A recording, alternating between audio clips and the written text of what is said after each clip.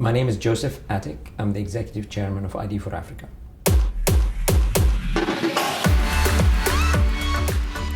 "50% of the population across Africa cannot prove who they are. There are lots of challenges that exist today facing any attempt to put together an identity system. First of all, capacity.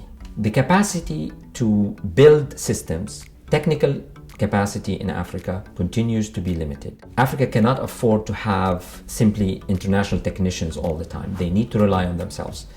But the minute somebody is technically competent, they get recruited by the private sector in Africa.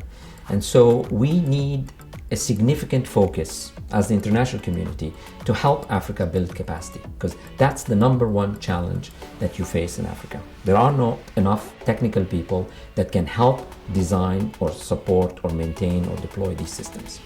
Second, often the politicians in Africa think of identity as a mechanism of winning the elections. If it's in my favor, I will push for it. If it looks like it's going to be not in my favor for the elections, I will not push for it. We must depoliticize identity, because that has been holding back the widespread of adoption of ID systems. The public needs to be also sensitized, but sensitized through building trust as well, to tell the public that this system is not going to be used to oppress you. It's not going to be used to force you to pay more taxes. This is not designed for the benefit of the government and the power to be. This is for the benefit of you to exercise your right. And in Africa, there is a lot of suspicion going on. And so the communities are not yet at a point where they feel they can trust the government when they launch something as large as this.